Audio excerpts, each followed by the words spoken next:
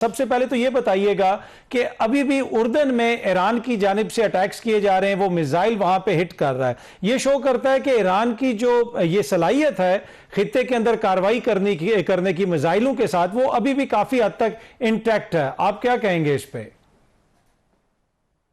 बहुत शुक्रिया काजमी साहब, आपने इनवाइट किया है। देखिए, इसमें एक डायमेंशन आपने कहा और एक और अर्ज कर देता हूँ, ये ऐड कर देता हूँ।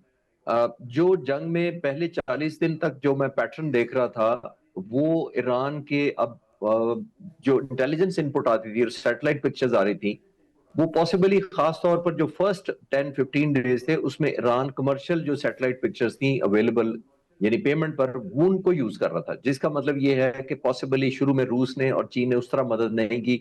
शायद वो वेट एंड वॉच देखना चाहते थे कि ईरान क्लैप्स करती है हुकूमत और अमेरिका से हम नाराज ना मोल ले लेना। तो वो एक पहले एलिमेंट में जो राउंड में देख रहे हैं, उसमें रिलेटिवली अपडेटेड डाटा इसलिए नहीं था कि जो इस तरह के कमर्शियल इमेजेस होते हैं वो एक तो बहुत हाई रेजोल्यूशन नहीं होते, और एक होता है कि उसमें 5 या 7 दिन का डिले भी होता है। तो इसलिए आपने देखा जो स्टेशनरी टारगेट थे ईरान ने पहले राउंड में, वो बहुत अच्छे प्रिसाइज हिट किए, जो जैसे उनके नेवल बेसिस थे, अमेरिकन बेसिस थे, उनकी जो इंफ्रास्ट्रक्चर था।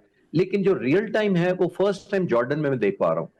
वो इसलिए कि जो डिप्लॉयमेंट हुई है, ट्रूप्स मूवमेंट हुई है, वो ऑलमोस्ट रियल टाइम थी जो ईरान ने टारगेट किया है। ये फर्स्ट टाइम है। पॉसिबली रूस और चीन अब उनको रियल टाइम सैटेलाइट इमेजरी और मदद दे रहे हैं, जो बहुत ज्यादा प्रिसीजन की वजह से आपने देखा कि उन्होंने अमेरिकन फोर्सेस को उनको हिट किया जो डिप्लॉयमेंट कर रहे थे।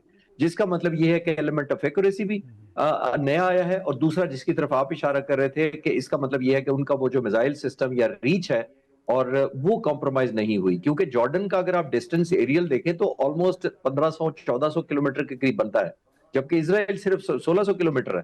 तो 100-150 किलोमीटर तक ऑलमोस्ट शॉर्ट ऑफ इसराइल उसने एक दफा फिर रीच देके अपनी पहुंच, accuracy and much more Kazmi साहब लिथैलिटी, वो इसलिए कि इस एयर डिफेंस को, क्योंकि ये रियल टाइम मूवमेंट हो रही थी, अमेरिकन एक प्रिकॉशनरी गार्ड लेना चाहते थे, तो थर्ड मिसाइल डिफेंड कर रहा था।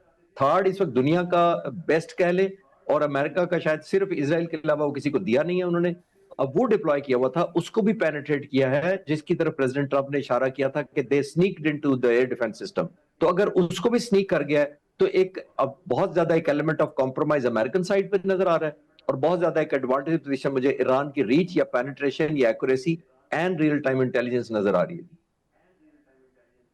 ठीक है। अच्छा सर, ये जो इराक के अंदर कार्रवाइयां हुई हैं, अब वहां पे जो ग्रुप्स हैं जो ईरान नवाज हैं, उनकी जानिब से सऊदी अरब के अंदर कार्रवाई वगैरह की गई, आगे से अमेरिका ने और सऊदी अरब ने वहां पे कार्रवाई की है, इसको आप कैसे देखते हैं? देखिए, प्रेसिडेंट ट्रंप ने 2 दिन पहले सऊदी अरब को एक इंसेंटिवाइज किस्म का पैकेज ऑफर किया था, आपको याद है, peaceful civilian nuclear enrichment programme.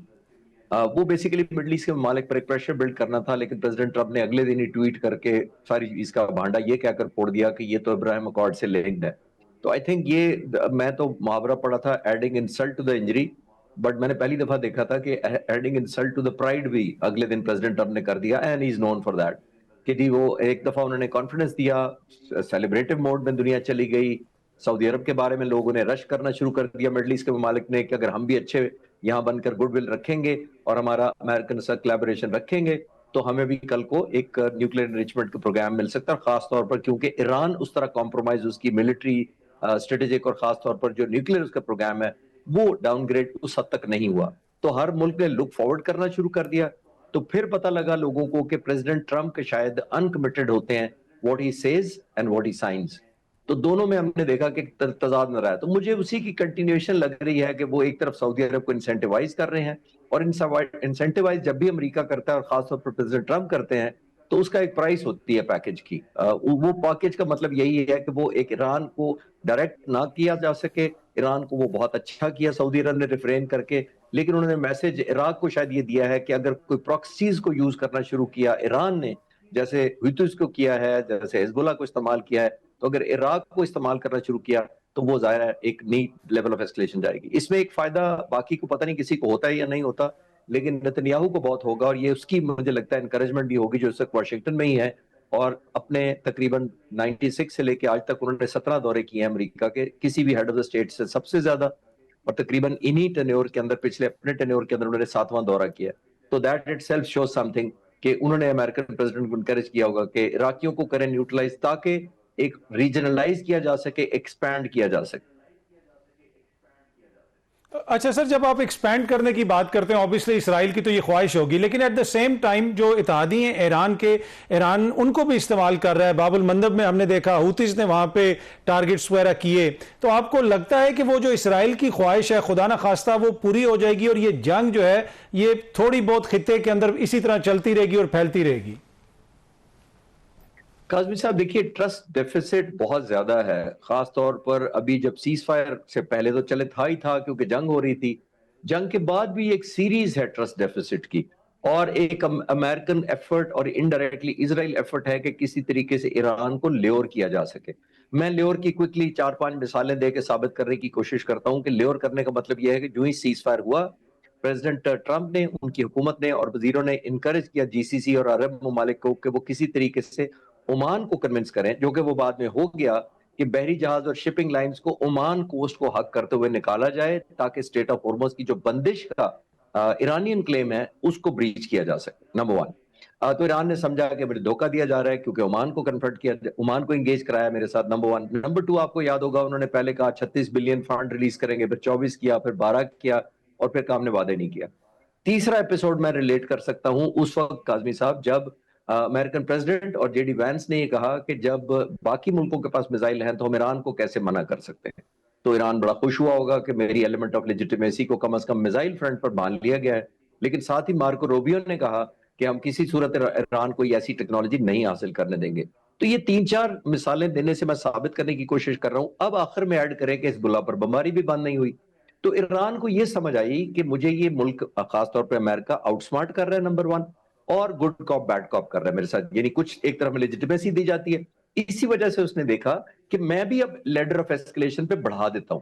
American president ने एक नई डायमेंशन खोली है, तो जब तक मैं प्रोहिबिटिव कॉस्ट ओमान से ट्रैफिक जो गुजरने वाली है उसको, या किसी ऐसी जो मेरी सॉवरेनिटी जो मैंने सेटअप की है, मेरे रूल्स ऑफ द गेम है, उनको चैलेंज करके मैं पनिश नहीं करूंगा, तो मेरा वो लीवरेज नहीं रहेगी मुज़ाकरात पे। तो ईरान ने एस्केलेट करना शुरू कर दिया। गुड और बैड मैं तो पहले सिर्फ मिलिट्री पॉइंट ऑफ व्यू से कह रहा हूं। और एक काज़मी साहब, आखिर में एक और इस सवाल के जवाब में ऐड करता चलूं कि ईरान ने बहुत अच्छा किया, जो यूक्रेन ने इसके जहाज को निशाना बनाया था, इन्होंने ऑल्दो थ्रेट बैक किया था लेकिन हमला नहीं किया।